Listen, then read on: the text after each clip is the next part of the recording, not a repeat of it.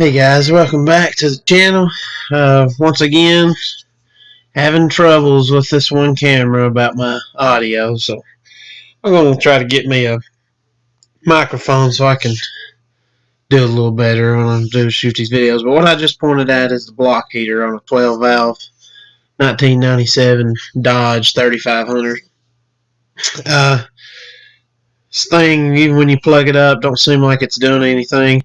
Some people says when you go to plug them up, if you don't see a little arc on the plug-in when you go to plug it up, it ain't a connecting or something.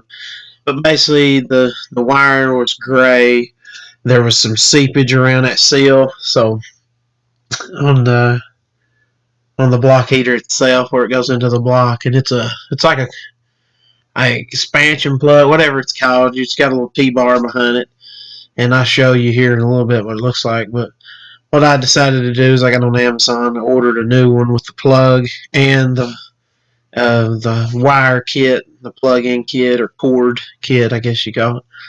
And I decided to go ahead and change it, and everything's working fine now. It took care of the problem. So you plug it in, it starts just like it should. Before, it just started cold, just like it took forever to get heat and everything. So seemed to be what was wrong, but a little hard to get to. I tried to reach down there, and you supposedly can take the cable off or the plug or whatever with by hand, but it wouldn't thread out of there. The cord wouldn't. So I decided to take the whole piece out, because when I reached down right here, the little Allen head, which is like a 7/32 or something, it was loose. I took it out with my finger, so maybe it was seeping a little because it was loose, but you can see it's old and kind of mangled up, so it doesn't hurt. This is a 97. The truck's pretty old, so it doesn't hurt at all. But finally got a bar in there and got it out of the block. And you better get a drain pan, because you lose quite a bit of fluid. You probably lose, or coolant, you probably lose 2 gallon. I think it holds 4 gallon or something.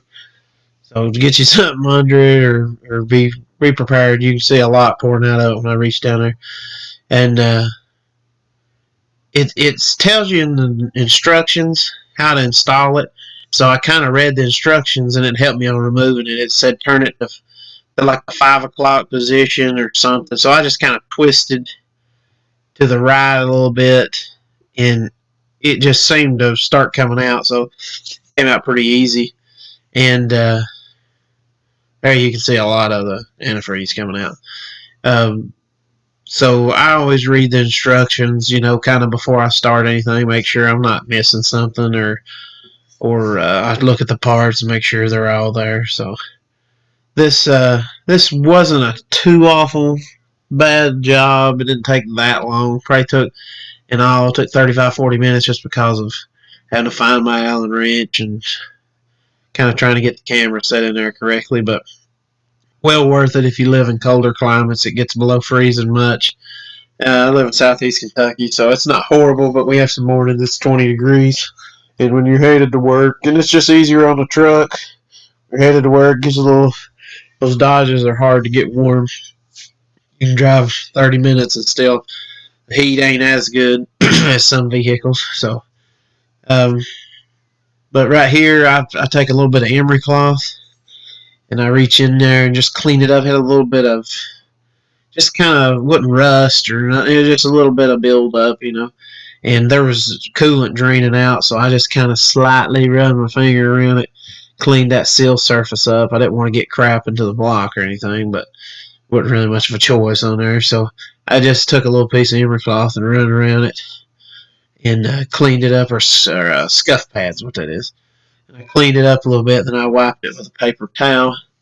Um, I just lightly rubbed just a tad bit of oil. Don't know, it didn't say nothing in the instructions, but I didn't want to pinch that O-ring. So I just took a little dab of engine oil, just a little, and rubbed it around it. I don't think it hurt anything, but I always do that to keep from cutting a seal or something. But you can take and there you go. You can see I had a piece of emery cloth, but that water was draining out, and I think it's all right. But here in a second, I get a shot of the new one at some point here. If the camera keeps rolling.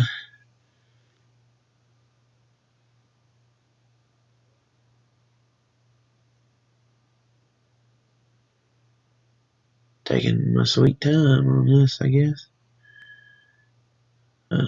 There's the new one. You can see kind of what it looks like there. I thought I had a little section of the video where I showed what it looks like, but anyways, it's pretty simple. It says to take that little T-bar on the back and put it to the 5 o'clock position, and then put the top in and swing the bottom in. So that was how it said. It worked out pretty good, and everything went just like the instructions said. It had a port spec. I just tightened it. I've done a lot of mechanicing, so I just kind of tightened it to my feel. A lot of years of tightening bolts, you just kind of get a feel of it. I just tightened to my feel, made sure there wasn't no leaks afterwards. But I'll get off here, let you guys kind of watch the last little part of it, and stick around. Got some good videos coming up of kind of showing some of my equipment and things that I've got planned for this year, and hopefully get me a microphone and stuff and get a little better audio, and